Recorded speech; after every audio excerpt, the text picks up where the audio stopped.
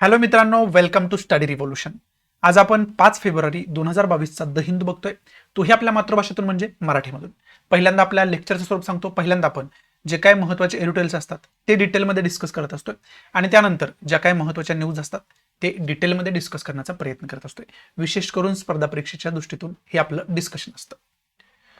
सुरुवात करूया मग. 5 फेब्रुवारी 2022चा द हिंदू आपल्याला काय सांगतोय बघू. पहिलं महत्त्वाचं एडिटोरियल कोणतं आहे ते डिस्कस करण्यास सुरुवात करू. So let start. आपलं जे पहिलं महत्त्वाचं एडिटोरियल आहे ते पुन्हा एकदा काल पण आपण बघितलं होतं की फ्री ट्रेड ॲग्रीमेंटवरती एडिटोरियल आलं होतं द हिंदूलाच. आज सुद्धा फ्री ट्रेड ॲग्रीमेंटवरतीच द हिंदूला एडिटोरियल पुन्हा एकदा आलेलं आपल्याला पाहाव्यास मिळतं. त्याच्याच रिलेटेड हे एडिटोरियल आहे. मग पहिल्यांदा तर आपल्याला हे एडिटोरियल समजून घेण्यासाठी काय कन्सेप्ट समजून घेणं गरजेचं आहे. मग त्या कन्सेप्ट कोणत्या आहेत तर फ्री ट्रेड ॲग्रीमेंटची कन्सेप्ट आहे ते ढोबळमानाने आपल्याला माहिती पाहिजे. त्याचबरोबर इथं इंडो पॅसिफिक रिजनचा उल्लेख आलाय. मग इंडो पॅसिफिक रिजन कोणता आहे नेमका तो मॅपमध्ये आपल्याला बघणं पहिल्यांदा गरजेचं आहे. त्याचबरोबर regional comprehensive and economic partnership RCEPचा इथं उल्लेख आलाय. मग ती कॉम्प्रिहेन्सिव्ह पार्टनरशिप जी आहे ती काय आहे त्याचा एक मॅपच्या आधारे ते समजून घेणं गरजेचं आहे. त्याचबरोबर CPTPP जे आहे त्याला आपण म्हणतो comprehensive and progressive agreement for trans Pacific partnership. ही पण खरं तर कन्सेप्ट आहे. ती सुद्धा आपल्याला मॅपच्या माध्यमातून समजावून घेणं गरजेचं आहे नेमकी पार्टनरशिप काय आहे. त्याचबरोबर इथं अकुसचा उल्लेख आलाय. अकुसची सुद्धा इन्फॉर्मेशन आपल्याला खरं तर बघणं गरजेचं आहे. मग आता पहिल्यांदा तर फ्री ट्रेड ॲग्रीमेंट म्हणजे काय तर त्याला मराठीमध्ये आपण मुक्त व्यापार करार असं म्हणतो. दोन किंवा दोनपेक्षा जास्त कंट्री ज्यावेळेस एकमेकांच्या कंट्रीत व्यापार करत असतात आणि त्याच्यामध्ये मुक्तपणा येण्यासाठी फ्री होण्यासाठी ते म्हणजे एकमेका कंट्री इम्पोर्ट एक्सपोर्टवरती टॅक्स आकारत असतात आणि ते जे टॅक्स आहेत ते विशेष करून ते बॅरियरसारखं काम करतात, अडथळ्यासारखं काम करतात. मग फ्री ट्रेड ॲग्रीमेंटमध्ये काय होतं तर या टॅक्सचे अडथळे काय असतील किंवा बाकी नियमांचे अडथळे काय असतील एकमेकांच्या कंट्रीमध्ये त्या कंट्री एकमेकांच्या इंटरेस्टच्या व्यापारी इंटरेस्टच्या उद्देशानं ते अडथळे कमी करतात, ते टॅक्स कमी करतात आणि सुलभरित्या व्यापार होण्यासाठी मुक्तरित्या व्यापार होण्यासाठी प्रयत्न करतात आणि त्याच्यासाठी जो करार केला जातो त्याला आपण फ्री ट्रेड ॲग्रीमेंट किंवा मुक्त व्यापार करार असं संबोधतो. मुक्त व्यापार करार या शब्दामध्येच आपल्याला समजतं की व्यापार मुक्तरित्या होण्यासाठी जो करार वेगवेगळ्या कंट्री करतात एकमेकांसोबत त्याला आपण फ्री ट्रेड ॲग्रीमेंट किंवा मुक्त व्यापार करार असं म्हणतो. ही कन्सेप्ट तर आपल्याला समजली. आपल्याला आणखी RCEPची कन्सेप्ट बघायची आहे. त्याचबरोबर ट्रान्स पॅसिफिक पार्टनरशिपची कन्सेप्ट बघायची ती आपण मॅपच्या माध्यमातून समजावून घेऊयात. इथं आपल्याला मॅपमध्ये ट्रान्स पॅसिफिक पार्टनरशिपमध्ये कोणकोणत्या कंट्री इन्व्हॉल्व आहेत त्या कंट्रींची नावं आणि त्यांचा मॅप जगाच्या मॅपवरती आपल्याला लोकेट करून दाखवलं आहे. जेणेकरून हा मॅप तुम्हाला दाखवतो कशासाठी मी की ट्रान्स पॅसिफिक पार्टनरशिप काय आहे त्याच्यामध्ये कोणकोणते देश इन्व्हॉल्व आहेत आणि त्याचा मॅप कशा पद्धतीने आहे हे आपल्याला समजून घेणं खरं तर गरजेचं आहे. मग त्याच्यामध्ये कॅनडा इन्व्हॉल्व आहे, युनायटेड स्टेट ऑफ अमेरिका म्हणजे USA इन्व्हॉल्व आहे, मेक्सिको आहे, पेरू आहे, चिली आहे, त्याबरोबर जपान आहे, व्हिएतनाम आहे, ब्रुनेई आहे, सिंगापूर आहे, मलेशिया आहे, ऑस्ट्रेलिया आहे आणि इकडे बघितलं तुम्ही तर न्यूझीलंड ही कंट्री आहे. या कंट्री खरं तर ट्रान्स पॅसिफिक पार्टनरशिपशी रिलेटेड कंट्री आहेत, पार्टनरशिप करणाऱ्या कंट्री आहेत, त्या पार्टनरशिपमध्ये पार्टनर असणाऱ्या कंट्री आहेत. मग विशेष करून इथं पॅसिफिकचा उल्लेख आलाय. मग आता विशेष करून या कंट्रींचं जर व्यवस्थित लोकेशन तुम्ही बघितलं तर त्या सर्व कंट्री ज्या आहेत त्या पॅसिफिक महासागर जो आहे आपला त्या पॅसिफिक महासागराच्या शेजारील किनारपट्टीवरील कंट्री असलेल्या आपल्याला पाहाव्यास मिळतात. या मॅपमध्ये चांगल्या पद्धतीने तुम्ही बघू शकता. हा जो पॅसिफिक नॉर्थ पॅसिफिक ओशन आहे आणि साऊथ पॅसिफिक ओशन आहे त्या शेजारी किनारपट्टीच्या ज्या कंट्री आहेत त्या कंट्रीज या करारामध्ये समाविष्ट असलेल्या आपल्याला पाहाव्यास मिळतात. म्हणजेच ही जी पार्टनरशिप आहे ती विशेष करून पॅसिफिक ओशनला मध्यवर्ती ठेवून केलेली पार्टनरशिप आहे असं आपण म्हणू शकतोय. या मॅपमध्ये चांगल्या पद्धतीनं तुम्हाला समजू शकते की त्या ज्या सर्व कंट्री आहेत त्या विशेष करून पॅसिफिक ओशनशी रिलेटेड असणाऱ्या कंट्री आहेत. हा मधला जो एरिया आहे तो पॅसिफिक ओशनचा एरिया आहे. नॉर्थ पॅसिफिक, साऊथ पॅसिफिक एकूण टोटल एरिया जो आहे तो पॅसिफिक ओशनचा एरिया असलेला आपल्याला पाहायला मिळतं. मग त्याच्यामध्ये जसं की मी तुम्हाला कंट्री सांगितली त्या कंट्रीचे लोकेशन वगैरे या ठिकाणाहून आपल्याला चांगल्या पद्धतीनं समजू शकते. हा अगोदरचा मॅप होता तो रेग्युलर मॅप होता. हा उलट्या दिशेने दाखवलेला मॅप आहे जेणेकरून आपल्याला तो एरिया जो आहे तो चांगल्या पद्धतीनं समजून घेता येईल. ही खरं तर मॅपच्या दृष्टीतून इन्फॉर्मेशन होती जी ट्रान्स पॅसिफिक पार्टनरशिपशी रिलेटेड इन्फॉर्मेशन आपल्याला बघायची होती. हे पहिल्यांदा तुम्ही समजून घेतलं. आता पुढचं आणखी एक पार्टनरशिप आपल्याला कोणती बघायची तर रिजनल कॉम्प्रिहेन्सिव्ह इकॉनॉमिक पार्टनरशिप आपल्याला बघायची. विशेष करून आर्थिक भागीदारी ह्याला आपण म्हणू शकतो. ती भागीदारी जी आहे ती कोणकोणत्या कंट्रीजमध्ये, त्याच्यामध्ये चायना आहे, म्यानमार आहे, थायलंड आहे, कंबोडिया आहे, मलेशिया आहे, सिंगापूर आहे, इंडोनेशिया आहे, ऑस्ट्रेलिया आहे, इकडं न्यूझीलंड आहे. न्यूझीलंड दोन्हीकडं सुद्धा असलेलं आपल्याला पाहावं मिळतं. इकडे फिलिपाईन्स, ब्रुनेई, ब्रुसेल्स आहे, दारुसलेम सॉरी, व्हिएतनाम आहे, लाओस आहे, साऊथ कोरिया आहे, जपान आहे. या महत्वाच्या कंट्री आहेत. याच्यापैकीच काही कंट्री तिकडे सुद्धा ट्रान्स पॅसिफिक पार्टनरशिपमध्ये सुद्धा असलेले आपल्याला पाहावं मिळतात. म्हणजे एकंदरीत हे जे RCEPचे ज्या कंट्रीज आहेत त्या सुद्धा पॅसिफिक ओशनच्या एरियामध्येच असलेले आपल्याला पाहावं मिळतात. विशेष करून जो इंडो पॅसिफिक रिजन आहे त्या रिजनमध्येच हा ग्रुप असलेला आपल्याला पाहावयास मिळते. आणि हा ट्रान्स पॅसिफिकचा पार्टनरशिपचा ग्रुप होता तो सुद्धा त्याच एरियाला सेंटर म्हणजे केंद्रीभूत मानून निर्माण केलेला ग्रुप आहे. म्हणजे विशेष करून तुमच्या एक कॉमन गोष्ट लक्षात आली असेल. कॉमन गोष्ट काय आहे तर ती कॉमन गोष्ट ही आहे की हे जे ग्रुप बनलेले आहेत ते विशेष करून पॅसिफिक महासागरामधून जो काय व्यापार होतो त्याला टार्गेट करून हे बनलेले ग्रुप असलेले आपल्याला पाहावयास मिळतात. समजते तुम्हाला. परंतु त्याचबरोबर या आर्टिकलमध्ये पॅसिफिक ओशनचा सुद्धा उल्लेख आलाय, इंडो पॅसिफिक रिजनचा एकंदरीत उल्लेख आलाय. मग या मॅपमध्ये तुम्ही चांगल्या पद्धतीने बघू शकताय की इंडो पॅसिफिक रिजन जो आहे तो नेमका कोणता रिजन आहे. विशेष करून इंडो पॅसिफिक या शब्दातच आहे इंडियन ओशनचा एरिया आणि पॅसिफिक ओशनचा एरिया मिळून जो एरिया बनतो त्याला आपण इंडो पॅसिफिक रिजन म्हणतो.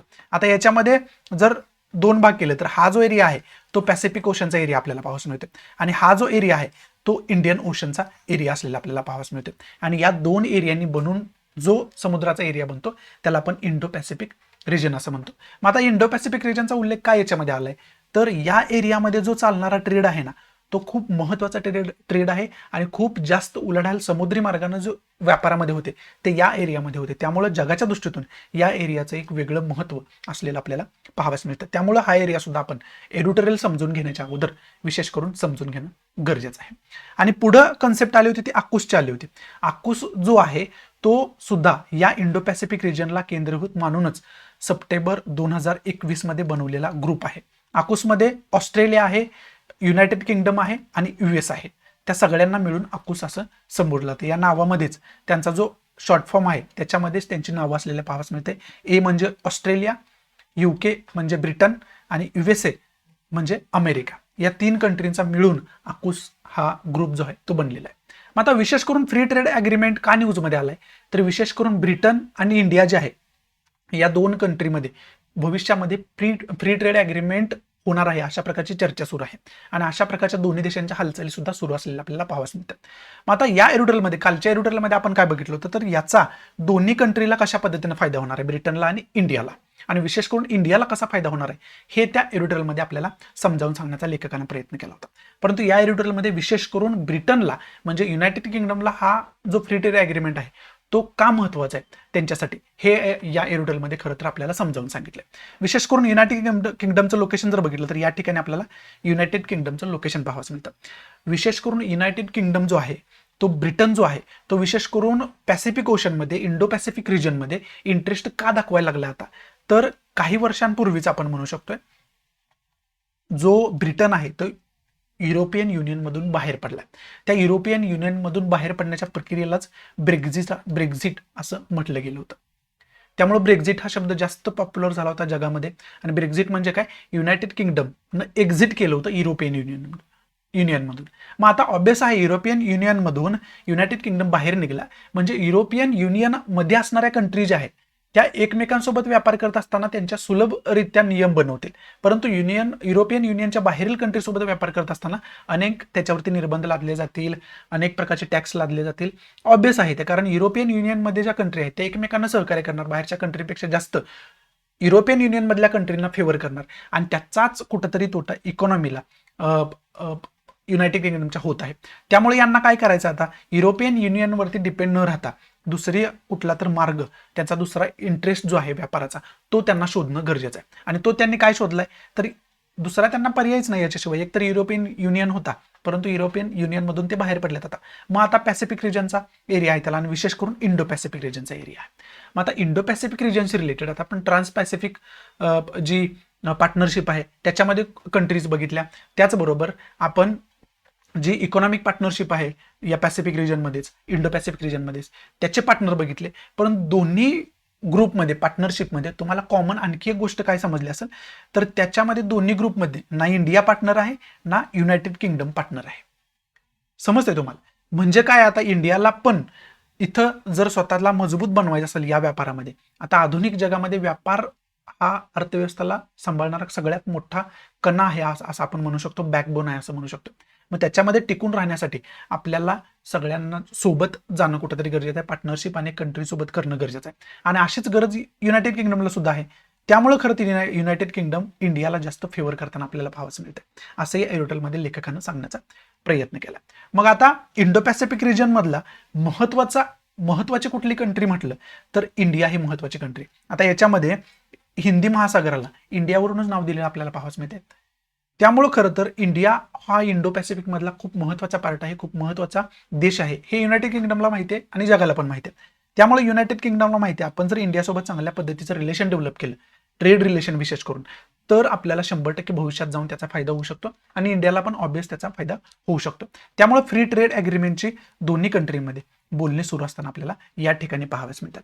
त्याचबरोबर आणखी महत्वाचं काय, आणखी महत्वाचं हे की ब्रिटननं काही दिवसांपूर्वीच आकुशची स्थापना केली. आकुशचा एक भाग ब्रिटन झालेला आपल्याला पाहावयास मिळतं. कधी केले तर मला वाटतं 2021 मध्येच याची स्थापना केली, सप्टेंबरमध्ये. मग सप्टेंबर महिन्यात 2021 मध्ये या ग्रुपची स्थापना केली. म्हणजेच काय तर युरोपियन युनियनमधून बाहेर निघाल्यानंतर युके अशा प्रकारच्या हालचाली करताना आपल्याला पाहावयास मिळते. आणि आकुशचे मेंबर कोण कोण आहेत हे ऑलरेडी तुम्हाला सांगितले. त्याच्यामध्ये USA आहे, युनायटेड किंगडम आहे आणि ऑस्ट्रेलिया आहे. आणि या आकुश ग्रुपचं उद्देश विशेष करून काय झाले, त्या आकुश ग्रुपच्या या ॲग्रीमेंटनुसार ऑस्ट्रेलियाला USA काय करणार आहे तर सबमरीन प्रोव्हाइड करणार आहे. त्या सबमरीन विशेष करून अणुवस्त्रधारी सबमरीन त्यांना प्रोव्हाइड करणार आहे, जेणेकरून इंडो पॅसिफिक रिजनमध्ये ऑस्ट्रेलियाचा जो दबदबा आहे तो कायम राहावा, कोणीही तिथं कुरघोडी करण्याचा प्रयत्न करू नये. विशेष करून चायना जो आहे तो इल्लिगल हस्तक्षेप, साऊथ चायना सीचा जो हा एरिया आहे इथं इल्लिगल हस्तक्षेप करण्याचा प्रयत्न करत असतो. त्याचबरोबर इंडो पॅसिफिक रिजनमध्ये सुद्धा स्वतःचं वर्चस्व प्रस्थापित करण्याचा वारंवार चायना प्रयत्न करत असतो. मग तसे प्रकार रोखण्यासाठी ग्रुपनं काम करणं गरजेचं आहे. त्याच्यासाठीच खरं तर आकुश या ग्रुपची स्थापना झाली आपल्याला पाहावयास मिळते. आणि दुसरं व्यापारी फायदा हे कारण तर आहेच, त्याच्यामध्ये काय दुमत असण्याचं कारण नाही. हे सर्व या एरोटेलमध्ये खरं तर लेखकानं समजावून सांगितले. त्याच्या अगोदर म्हणून तर आपल्याला ते पार्टनरशिप समजून घेणं गरजेचं होतं, कोणकोणत्या कंट्री त्याच्यामध्ये खरं तर इन्व्हॉल्व आहेत आणि आता भविष्यामध्ये ब्रिटनची वाटचाल कशा पद्धतीने असणार आहे हे या एडिटोरियल जे आहे ते खरं तर आपल्याला समजावण्याचा प्रयत्न करतं. बाकी याच्यामध्ये इम्पॉर्टंट असं काही नाही आहे. त्यामुळे पुढचं महत्त्वाचं एडिटोरियल कोणतं आहे बघूयात आपण. पुढचं जे आपल्याला हे छोटंसं एडिटोरियल इथं पाहावयास मिळतं ना आपल्याला, ते विशेष करून मॅरिटल रेपवरती आधारित आहे. आता मॅरिटल रेप ही कन्सेप्ट खूप दिवसांपासून न्यूजमध्ये, विशेष करून दिल्ली हायकोर्टामध्ये याच्याच रिलेटेड पिटिशन दाखल केली होती आणि त्याच्याचे रिलेटेड दिल्ली हायकोर्टानं सेंट्रल गव्हर्नमेंटला क्वेश्चन सुद्धा विचारलेला आपल्याला पाहावयास मिळते. पहिल्यांदा तुम्हाला सोप्या भाषेमध्ये मॅरिटल रेप ही कन्सेप्ट काय हे समजावून सांगतो. विशेष करून हा जो मुद्दा आहे तो इंडियन पिनल कोडचं जे कलम 375 आहे त्याच्या भोवतणी फिरताना आपल्याला पाहावयास मिळतो, त्याच्या अराउंड फिरताना आपल्याला पाहावयास मिळतं. 375 या कलमामध्ये तरतूद काय केली गेली तर 375 या कलमामध्ये विशेष करून रेपची व्याख्या दिली गेली. म्हणजे बलात्कार कशाला म्हणायचं याची व्याख्या केली गेली. तशा प्रकारची कृती असेल त्या 375 मध्ये दिलेल्या कृतीनुसार जर कृती असेल त्याला रेप मानलं जाईल. परंतु या रेप या कन्सेप्टमधून जर एखादा पती तशा प्रकारची कृती त्याच्या पत्नीसोबत करत असेल जिचं 18 वर्ष वय पूर्ण आहे तर ती जी कृती आहे ती रेप मानली जाणार नाही. म्हणजे कुठंतरी रेप या कॅटेगोरीतून पतीला वगळण्यात आले. म्हणजे जर त्या महिलेचा तो पती असेल तर त्याला त्या कन्सेप्टमधून वगळण्यात आले आणि इथूनच खरं तर वादाला सुरुवात होते. म्हणजे पती आहे म्हणून तो एखाद्या प्रॉपर्टी सारखं स्वतः या पत्नीला वागवणार याचं समर्थन कुठंतरी हे कलम करते की काय अशा प्रकारचं चित्र निर्माण झाले. त्यामुळे या कलमाशी रिलेटेड पिटिशन सुद्धा दिल्ली हायकोर्टामध्ये दाखल केली आणि त्याच्याच रिलेटेड दिल्ली हायकोर्टाने सेंट्रल गव्हर्नमेंटला प्रश्न विचारला की याच्यावरती तुम्ही काय ऍक्शन पुढे घेणार आहे, नवीन अमेंडमेंट करणार आहे का वगैरे वगैरे. आणि त्याच्यावरती सेंट्रल गव्हर्नमेंटनं हायकोर्टाला सांगितलं की याच्याशी रिलेटेड आम्हाला स्टेक होल्डर जे महत्वाचे तज्ज्ञ आहेत त्यांच्याशी सल्लामसलत करावं लागेल, त्याच्यानंतर आम्ही उत्तर देतो. भविष्यामध्ये मग आता सेंट्रल गव्हर्नमेंट जे आहे ते दिल्ली हायकोर्टाला काय उत्तर देते याच्याकडे सगळ्यांच्या नजरा लागलेल्या आपल्याला पाहावयास मिळतात. त्यामुळं हे जे मॅरिटल रेप आहे म्हणजे आपण म्हणू शकतोय लग्नामध्ये जे मॅरेज कपल असतं त्यांच्यामध्ये जे सेक्शुअल रिलेशन आहे त्याच्यामध्ये जर अशा प्रकारची कृती घडत असेल बलात्कारासारखी तर त्याच्याशी रिलेटेड आपण त्या कन्सेप्टला खरं तर आपण म्हणू शकतो मॅरिटल रेप, म्हणजे वैवाहिक बलात्कार. त्याला आपण समानार्थी शब्द मराठीत तो वापरू शकतोय. विशेष करून याच्यामध्ये मॅरिटल रेप म्हटलं की तुमच्या मनामध्ये लगेच इंडियन पिनल कोडचं 375 हे सेक्शन यायला पाहिजे. आणि याच्यामध्ये विशेष करून कशाची व्याख्या दिली? बलात्काराशी रिलेटेड व्याख्या दिली, रेपशी रिलेटेड व्याख्या दिलेली आपल्याला पाहायला मिळते. मग त्याचबरोबर या एरुडलमध्ये आणखी एक महत्त्वाचा पॉईंट सांगितलाय, व्ही.एस. वर्मा कमिटीचा इथं उल्लेख आलाय. आणि व्ही.एस. वर्मा कमिटीनं याच्या अगोदर विशेष करून काय सांगितलं? जस्टिस व्ही.एस. वर्मा कमिटी ही याच्यामध्ये जे.एस. वर्मा कमिटी, मी चुकून तुम्हाला व्ही.एस. वर्मा कमिटी म्हणलो. जे.एस. वर्मा कमिटीनं काय सांगितलं होतं?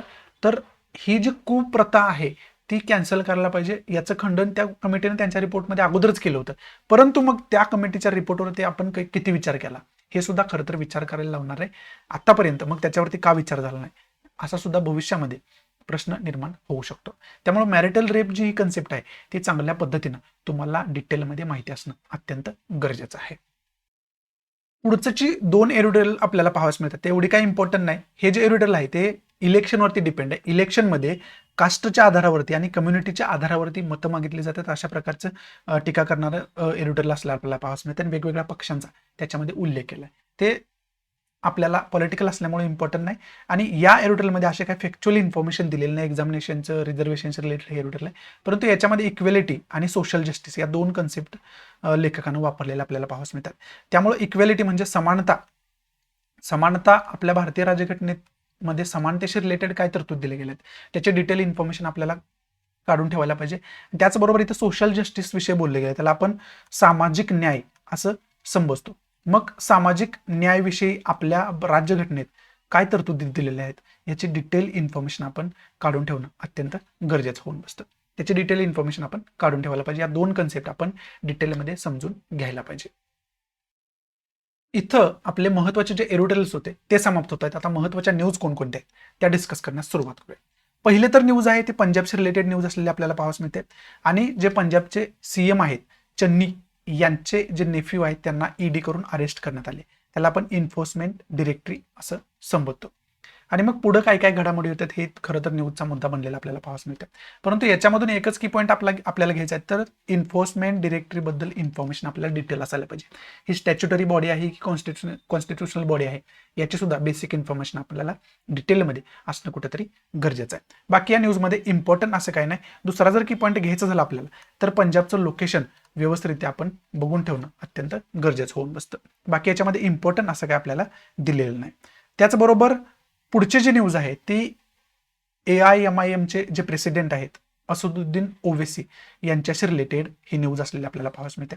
मग त्या न्यूजमध्ये आपल्याला काय सांगितलंय, तर विशेष करून त्यांनी लोकसभेमध्ये सांगितलंय की मला Z+ सिक्युरिटी देण्यापेक्षा, मला Z कॅटेगरी सिक्युरिटी देण्यापेक्षा मला A कॅटेगरी सिटिझनशिप देण्याची गरज आहे. आणि त्यांनी हवाला कशाला दिलाय त्याच्यामध्ये, तर जो हरिद्वारमध्ये प्रकार घडला आणि त्याच्यामध्ये हरिद्वारमध्ये प्रकार घडला तर प्रकार काय घडला होता, तर धर्मसंसदची सभा भरली होती विशेष करून हिंदू धर्माची.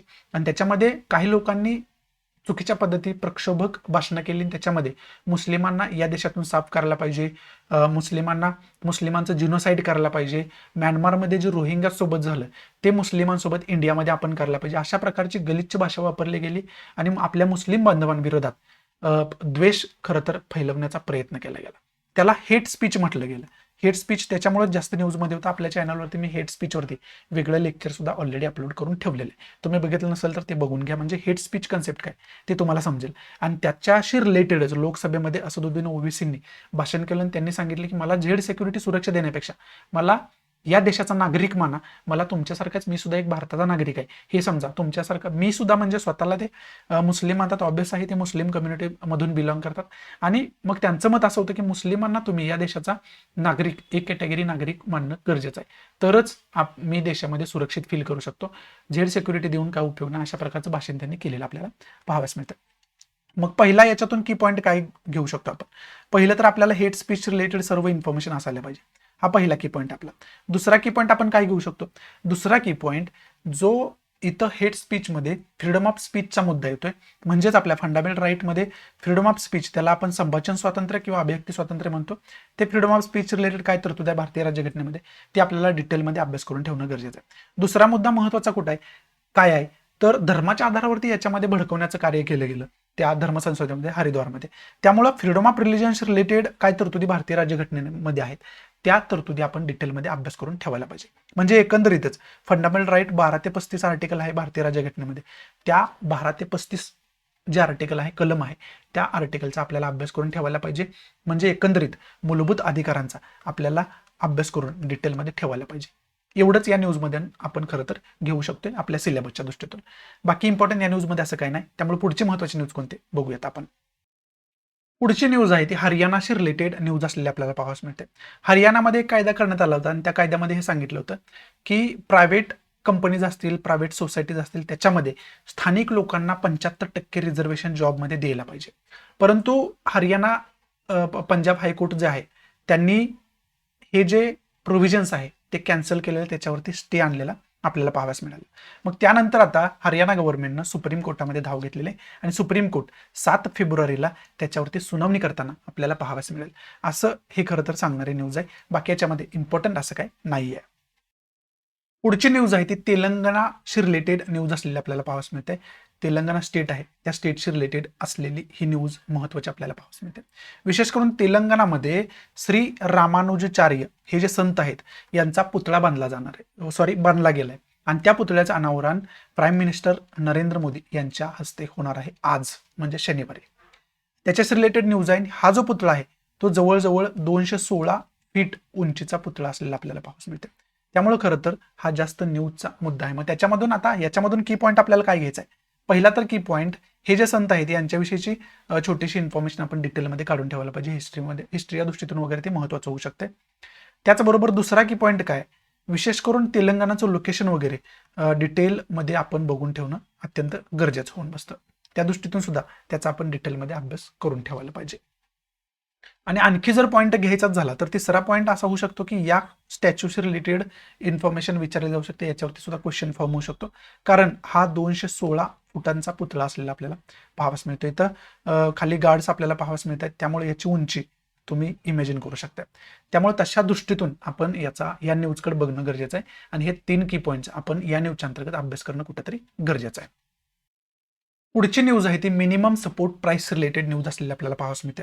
आणि मिनिमम सपोर्ट प्राइस रिलेटेड जो काय पॅनल नेमलेला आहे, त्याच्याशी संदर्भात कारवाई करण्यासाठी जो काय पॅनल नेमलेला आहे त्याची कारवाई असेंब्ली इलेक्शन झाल्यानंतर होईल, अशा प्रकारचं डिक्लेरेशन गव्हर्नमेंटकडून करण्यात आलेलं आपल्याला पाहावयास मिळते.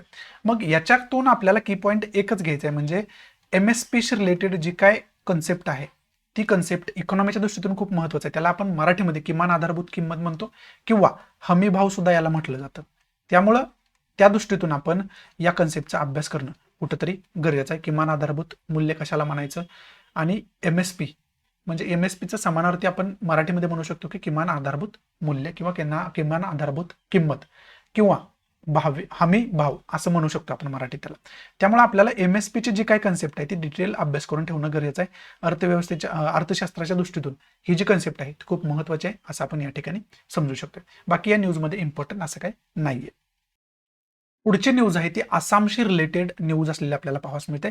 आणि इमेजमध्ये जे आपण लंगूर बघतोय ते गोल्डन लंगूर म्हणून ओळखलं जातं, जे की रेअर पेशीज मानले जाते. ही जी प्रजाती आहे ती खूप कमी आढळणारी प्रजाती आहे. विशेष करून ही जी प्रजाती आहे ती फक्त भूतानमध्ये आणि आसाम, इंडियामध्ये आसाम या एरियामध्येच फक्त सापडते, बाकी कुठंही ही प्रजाती सापडत नाही असं या न्यूजमध्ये आपल्याला सांगितले. त्याचबरोबर ही जी प्रजाती आहे ती वाईल्ड लाईफ प्रोटेक्शन ऍक्ट 1972 या ऍक्टच्या अंतर्गत शेड्यूल 1 मध्ये येणारी स्पेसीज म्हणजे प्रजाती असलेली आपल्याला पाहावयास मिळते. त्यामुळे याचं जे महत्त्व आहे ते खूप जास्त असलेलं पाहावयास मिळते. त्याचबरोबर जगातील 25 अशा स्पेसीज आहेत की त्या इनडेंजर्ड प्रायमेट्समध्ये येतात. त्याच्यापैकी गोल्डन लंगूर ही स्पेसीज एक आहे, ही प्रजाती एक आहे असं सुद्धा या न्यूजमध्ये आपल्याला सांगितलं. मग एकंदरीत न्यूज कशामुळे आले, हे गोल्डन लंगूर जे आहे ते जास्त न्यूजमध्ये का आलंय, तर विशेष करून आसाममध्ये जे हे गोल्डन लंगूर सापडणारी एरिया आहे तिथं काही वस्ती सुद्धा राहते आणि तो जो एरिया आहे तो आतापर्यंत तो एरिया वाईल्ड लाईफ सँक्च्युरी म्हणून जाहीर केला गेला नव्हता. परंतु आता आसाम गव्हर्नमेंटकडून तो जो एरिया आहे तो जवळजवळ 19.85 स्क्वेअर किलोमीटरचा म्हणजे चौरस किलोमीटरचा जो एरिया आहे तो भविष्यामध्ये वाईल्ड लाईफ सँक्च्युरीमध्ये कन्वर्ट केला जाणार आहे, अशा प्रकारची प्रिलिमिनरी नोटीस गव्हर्नमेंटनं स्टेट गव्हर्नमेंटनं काढलेली, परंतु तिथले जे स्थानिक लोक आहेत ते त्याला विरोध करताना आपल्याला पाहावयास मिळत आहेत. कारण का त्यांचा विरोध काय आहे, तर उद्या ही जर वाईल्ड लाईफ सँक्च्युरी झाली तर त्यांना ऑब्वियस आहे त्यांचं जे मूळ जागा आहे त्यांची ती सोडून त्यांना दुसरीकडे स्थलांतर व्हावं लागेल. त्यामुळे खरं तर ती लोक त्याच्यासाठी अपोज करताना आपल्याला पाहावयास मिळतात.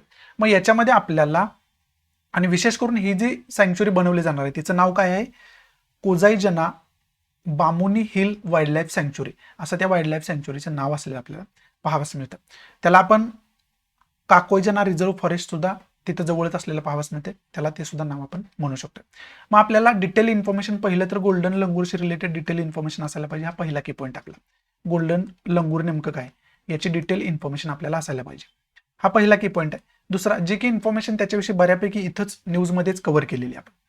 दुसरं, इथं जी वाईल्ड लाईफ फॉरेस्टची नावं आलेली आहेत त्या वाईल्ड लाईफ फॉरेस्टची रिलेटेड डिटेल इन्फॉर्मेशन आपण काढून ठेवणं अत्यंत गरजेचं होऊन बसतं. ती इन्फॉर्मेशन सुद्धा आपण काढून ठेवायला पाहिजे. त्याचबरोबर आसाममध्ये आणखी वाईल्ड लाईफ सँक्च्युरी कोणकोणत्या आहेत त्याची सुद्धा डिटेल इन्फॉर्मेशन आपण काढून ठेवणं अत्यंत गरजेचं होऊन बसतं. ती सुद्धा इन्फॉर्मेशन आपण काढून ठेवायला पाहिजे. आणि एकंदरीत आसामचं लोकेशन इंडियाच्या पॉलिटिकल मॅपवरती कशा पद्धतीचं आहे ते सुद्धा आपण डिटेलमध्ये बघून ठेवायला पाहिजे. त्याचबरोबर इथं वाईल्ड लाईफ प्रोटेक्शन ऍक्ट 1972चा उल्लेख आलाय. 1972चा वाईल्ड लाईफ प्रोटेक्शन ऍक्ट काय आहे याची डिटेल इन्फॉर्मेशन सुद्धा आपण काढून ठेवणं अत्यंत गरजेचं होऊन बसतं. ही सर्व इन्फॉर्मेशन आपण या न्यूजमधून अभ्यास करून ठेवायला पाहिजे. बाकी या न्यूजमध्ये इम्पॉर्टंट असं काय नाहीये. त्यामुळे पुढची महत्त्वाची न्यूज कोणती बघूयात आपण. पुढच्या वर्ल्ड पेजला जर न्यूज बघितल्या आपण तर बीजिंग ऑलिम्पिक आता होणार आहेत. काल पण आपण त्याच्याविषयी डिस्कस केलं होतं. त्याच्यामध्ये गेस्ट अपिअरन्स कोणाकोणाचा असणार आहे तर रशियाचे व्लादिमीर पुतीन आहेत आणि पाकिस्तानचे प्राईम मिनिस्टर इम्रान खान आहेत. हे खरं तर तिथं गेस्ट अपिअरन्स म्हणून जाणार आहेत, एक पाहुणे म्हणून तिथं इन्व्हाइट केले गेले. त्याचबरोबर याच्या आडून रशियामध्ये आणि चायनामध्ये एक वेगळी चर्चा चालू आहे असं समाज माध्यमातून बोललं जाते. विशेष करून का चर्चा, कोणती चालू आहे चर्चा, तर रशिया जो आहे तो युक्रेनशी संघर्ष करताना आपल्याला पाहाव्यास मिळतात. युक्रेनच्या सीमेवरती रशियानं स्वतःचं सैन्य सुद्धा डिप्लॉय केलेलं आपल्याला पाहाव्यास मिळालं. आणि त्याच्या अनुषंगानं काय झालं, मग युएसएनं आणि नॉर्थ अटलांटिक ट्रिटी ऑर्गनायझेशन जे आहे त्याला आपण नाटो म्हणतो, या नाटोनं युक्रेनला सपोर्ट दर्शवला. आणि त्याच्या संदर्भात मग युक्रेनमध्ये नाटोचे काय 30,000च्या आसपास सैनिक डिप्लॉय केले गेले नाटो कडून सुद्धा. आणि त्याचबरोबर युएसएनं सुद्धा काय केलं तर आपले सैनिक शेजारील ज्या कंट्रीज आहेत युक्रेनच्या, बेलारूस वगैरे आहे तिथं आपले सैनिक डिप्लॉय करून ठेवले. जर उद्या युक्रेनमध्ये आणि रशियामध्ये संघर्षाची सिच्युएशन निर्माण झाली, युद्धजन्य परिस्थिती निर्माण झाली तर लगेच आपण युक्रेनला मदत देऊ शकतो. अशा प्रकारचा स्टँड युएसएने घेतलेला आपल्याला पाहावयास मिळते. आणि त्याच धर्तीवरती मग आता चायना आणि रशिया जे आहे ते युनिटी दाखवत तर नाही आहेत ना, अशा प्रकारचं चित्र खरं तर इथं निर्माण झालेलं आपल्याला पाहावयास मिळतंय. ते खरं तर या न्यूजमध्ये सांगितलंय आणि ही न्यूज जी आहे ती सुद्धा त्या अनुषंगानेच बोलताना आपल्याला पाहावयास मिळते. बाकी याच्यामध्ये इम्पॉर्टंट असं काय नाहीये. इथं आपल्या ज्या काही महत्त्वाच्या न्यूज होत्या आणि जे काही महत्त्वाचे एडिटोरियल होते ते या ठिकाणी समाप्त होत आहेत. म्हणजेच आजचा द हिंदू या ठिकाणी समाप्त होतोय. अशा आहे की मी तुम्हाला चांगल्या पद्धतीनं आजचा द हिंदू आपल्या मातृभाषेतून म्हणजे मराठीमधून समजावून सांगू शकलो असेल. जर आवडत असेल तर प्लीज लाईक करा, नसेल तर डिसलाईक करा. आणि डिसलाईक का केलं हे कमेंट बॉक्समध्ये नक्की सांगा, जेणेकरून तुमच्या इन्स्ट्रक्शननुसार त्याच्यामध्ये मी इम्प्रोव्हायझेशन करू शकेन. सो या नोटवरती मी तुमच्या आजच्या पुरती रजा घेतो. भेटू आपण नवीन लेक्चरमध्ये. तोपर्यंत thanks for watching. Good bye, take care, जय हिंद.